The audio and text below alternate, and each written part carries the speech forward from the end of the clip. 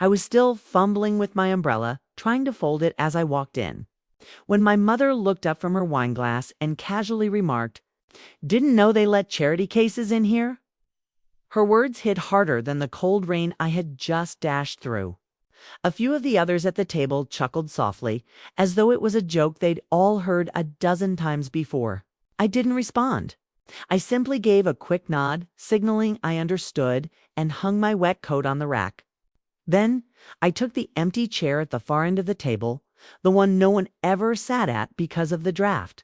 I told myself I was only going to stay for an hour, just enough to make an appearance and then slip back into my own world. That was the routine. My name is Jolie.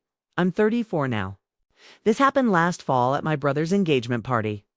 Technically, it was at the country club his fiance's family belonged to, but we all knew who was picking up the tab. My family doesn't do warmth.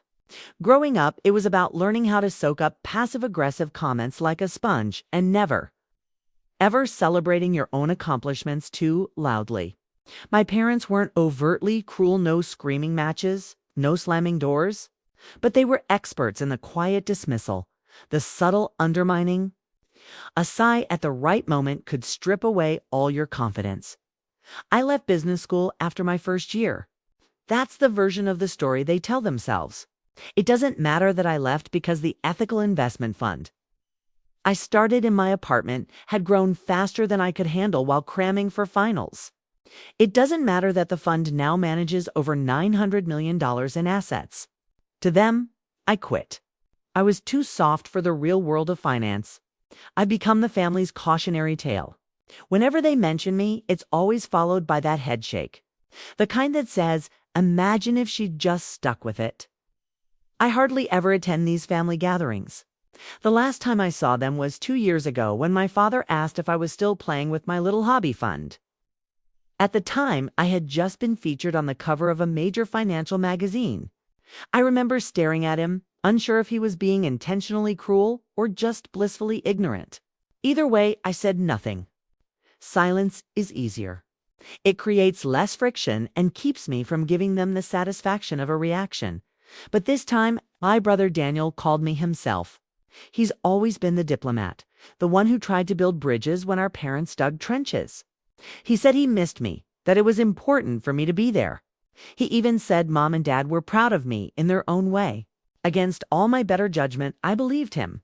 So I showed up, 10 minutes late. Hoping to miss the initial round of fake pleasantries, the ballroom was dripping with crystal and faded floral arrangements. And for a moment, as I saw Daniel wave at me, I thought maybe this time would be different. But then my mother's voice sliced through the air. Didn't know they let charity cases in here? No hello. No, glad you made it. Just that. I could have walked out right then. I should have. But something kept me there. A stubborn refusal to be chased out of my own brother's celebration. Maybe I was just tired of letting them have the last word. The dinner was a lesson in polite exclusion. My cousin bragged about his promotion at a hedge fund. My uncle held court with stories about a real estate deal. No one asked about my work, which was a relief. I was glad for the silence. But during dessert, Daniel clinked his glass to make a toast. After he and his fiancée said their piece, my father stood up to speak. He talked about legacy, about building something that lasts, about how proud he was of Daniel for following the family path. The subtext was as obvious as a sledgehammer. That's when David, my future brother-in-law, leaned in toward me. He's a decent guy, a portfolio manager at a big investment bank. We'd never really talked much. So, what do you do again, Jolie? He asked, his tone genuinely curious. I was exhausted. So tired of downplaying, of shrinking myself to fit their narrow expectations. I run an investment fund, I told him. He nodded politely. Oh, cool. Anything I might have heard of? I took a sip of water and then told him the name. The Vance Foundation. He blinked. Then he looked at me, really looked at me. Really, he said, his voice dropping. Wait, you're Times J. Vance. The table went silent. Not just our end of it, but the entire table. Forks froze midair. Daniel stared at me, his mouth slightly open. That's when I realized nobody knew. Not even my brother. I glanced at David. My face was unreadable. "It's my middle name," I said, "and my grandmother's last name." David let out a short, stunned laugh. "You're kidding me. I've been trying to get a meeting with Jay Vance for 6 months. The silence was thick, uncomfortable. My father's face twisted from confusion to disbelief to something that looked a lot like anger. My mother's smile froze, perfectly painted, but unmoving. No one said anything. I picked up my fork, took a bite of cake, and let them sit with it. But that was just the beginning. The second David pulled out his phone, the hushed whispers began to spread down the table. The whole night began to fall apart. And trust me, they hadn't even brought out the coffee yet. David stared at me as though I was a ghost. Under the table, the glow of his phone illuminated his face as he scrolled. No doubt through financial news websites or maybe our foundation's public filings. I knew what he was seeing. My bio carefully crafted to use my professional name. Jay Vance was right there, founder and chief investment officer. The title they would have laughed at. He looked up, awe and embarrassment mixing on his face. "You're Jolie Vance," he whispered loud enough for Daniel to hear. "As in the Jolie Vance." Daniel turned to him. Then to me. "What are you talking about?" Every eye at the table was on me now. The cousins, the aunts, the future in-laws. Most had stopped even pretending to eat. David gave a nervous laugh, still trying to process. "Jolie's Foundation. It's one of the most successful ESG funds in the country. They're famous for backing startups everyone else overlooks." Daniel's eyes were wide. "You run that whole thing, Jolie? You never told me." I shrugged. "You dismiss. Move on." Except this time, he wasn't moving on. "I could," I said, my voice clear and cold. "But I won't. That shit them up. I'm not here for a Europroval. I came tonight because my prother asked me to.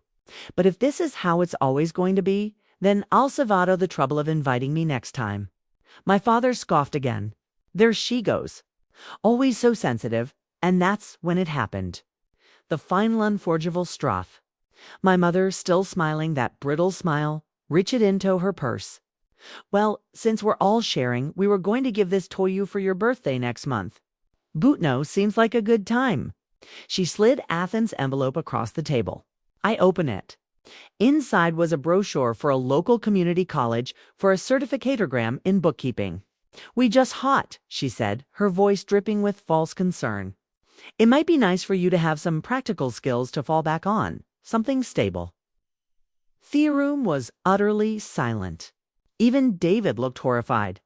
I stared at the brochure, at the smiling faces and thepromises of a secure future. I didn't scream. I didn't cry. I just placed the brochure on the table, folded my napkin, and stood up. As I walked away, I heard me father's voice behind me, dripping with contempt. "See, can't even take a bit of helpful advice." That was the last time I saw them, at least for a while, but what they didn't know, what they couldn't possibly comprehend, was that their petty cruelty that night did break me. It ignited something because he wasn't their charity case anymore. I was a force they had ignored for far too long. And for the first time in my life, I was about to use my power. When I stepped out into the cool night air, I wasn't just walking away from a party. I was walking away from a lifetime offbang made to feel small. The sting of humiliation was still there, but underneath it, a cold, hard resolve was beginning to form. This wasn't just about a brochure.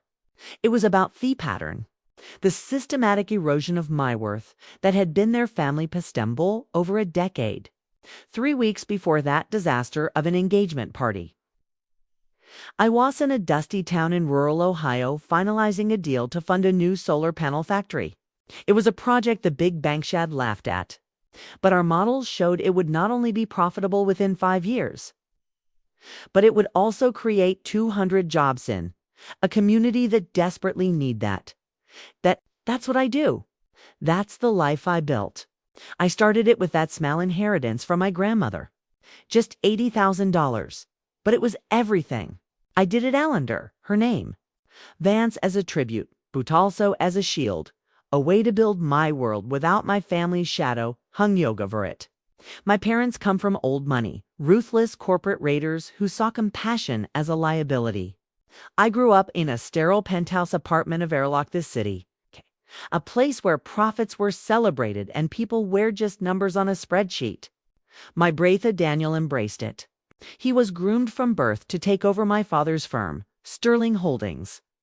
Then Thor was me, the daughter, who at a family dinner at age 20 announced she believed in socially responsible investing. You're spitting on your grandfather's legacy. My father had seethed his voice like ice. But he was wrong. My grandmother, the one whose venom I now used, had once whispered tome. Don't ever let them convince you that kindness is weakness. Jolie, it's the only thing that's real. The day after the party, I was sitting in my corner office, staring out at the city's Galeen, when my assistant buzzed. A courier had delivered a thick Lego envelope. Inside was a cease and desist letter from Sterling Holdings legal team accusing the Vance Foundation. Predatory investment tactics in the clean energy sector, a sector my father's firm was heavily invested in through fossil fuels. It was baseless, absurd, but tucked behind it was something far more personal. It was a notice that my father was calling in a family loan, a loan I didn't even know existed. Apparently 20 years ago, my grandmother had used some family capital as collateral to secure the trust she left me.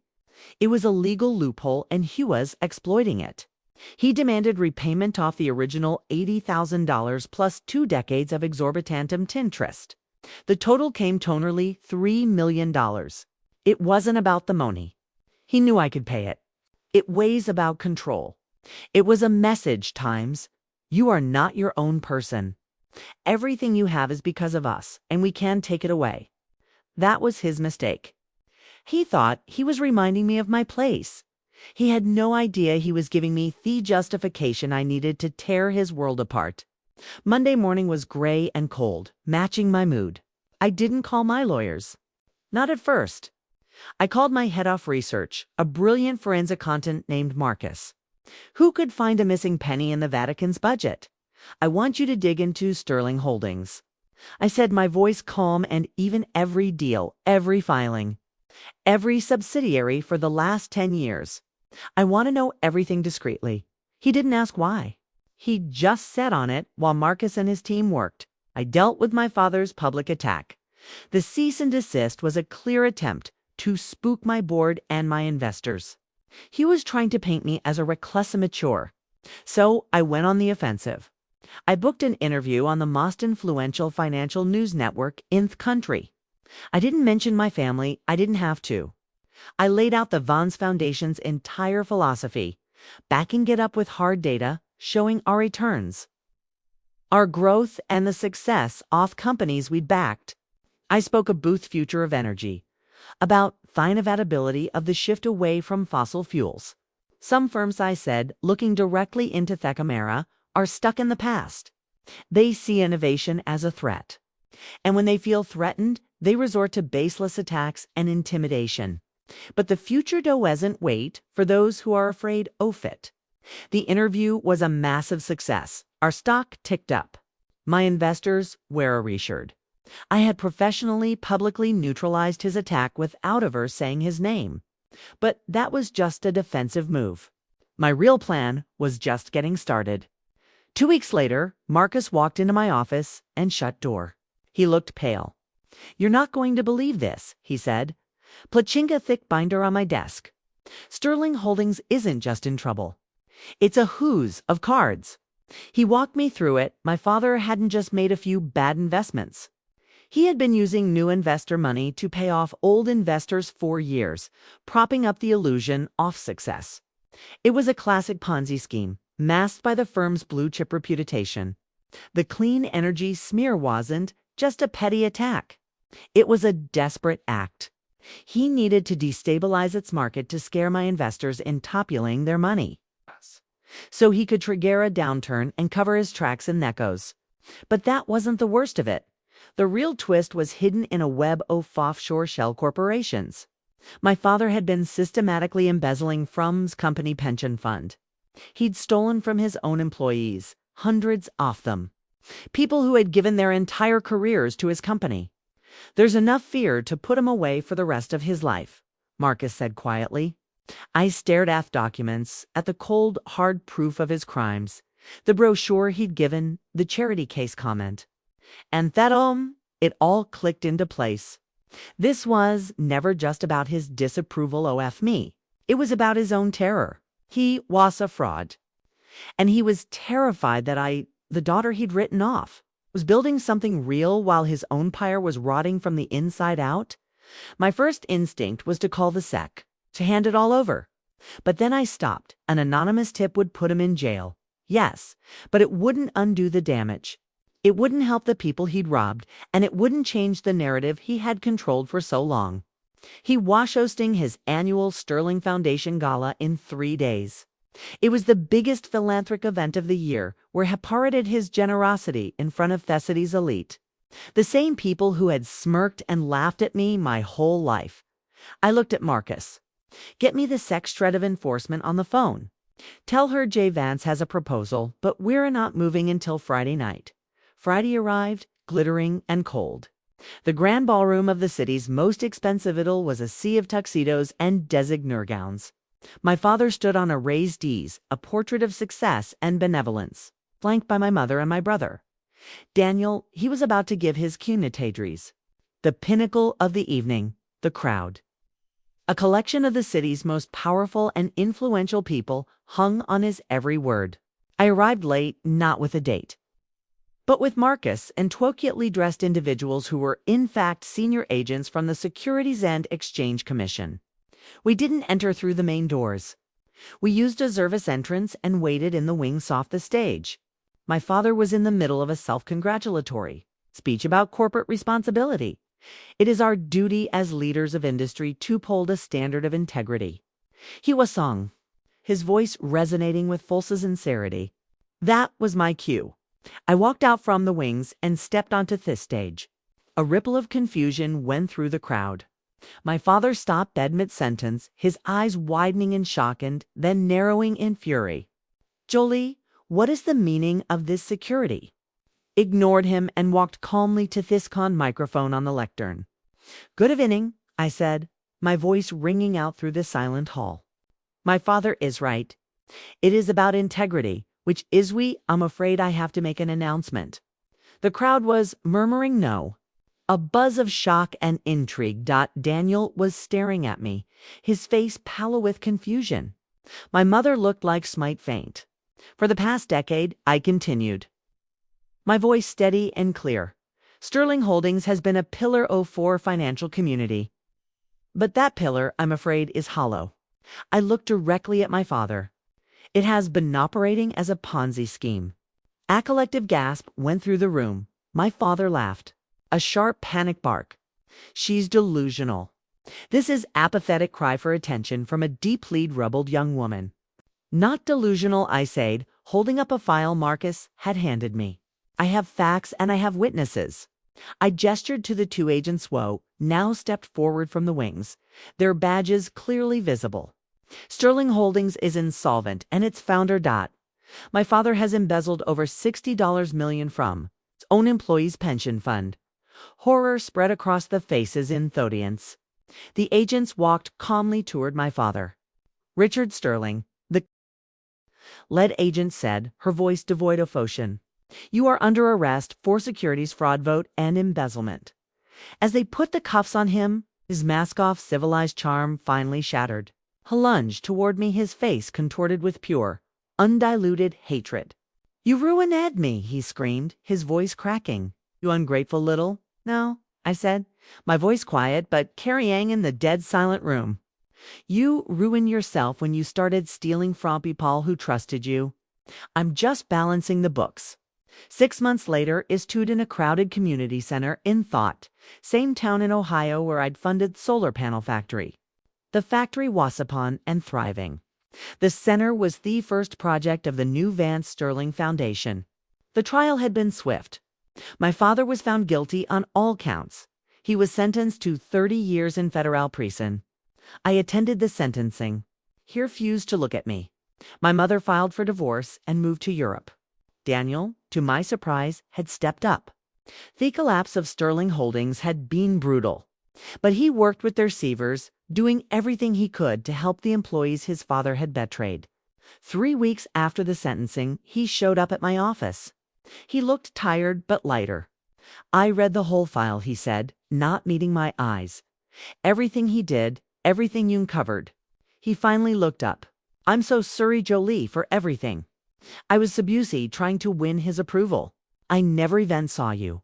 We're slowly, carefully treating to build something real. A relationship based on truth, no expectations." The assets from Sterling Holdings were liquidated after the employees were made whole. There were millions left. I used that money, my so-called inheritance, to start the new foundation. We don't just fund companies. We rebuild communities.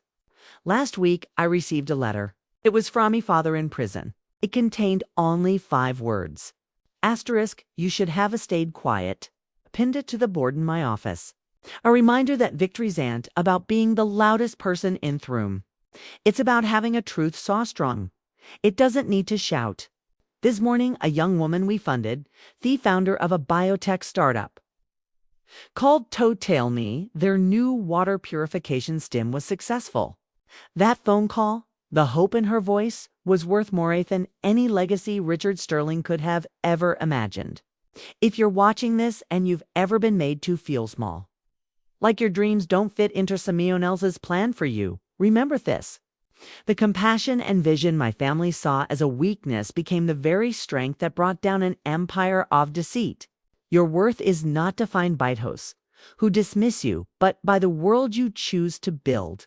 My name is Jolie Vance, and I'm the daughter my family thought was worthless. Today, their stolen fortune is building a better future. That is my inheritance. That is me truth. If this story means something to you, please like this video. Share it with anyone who needs to be reminded that your path is your own and it is valid. And comment below with your own story of how you found your strength when others doubted you.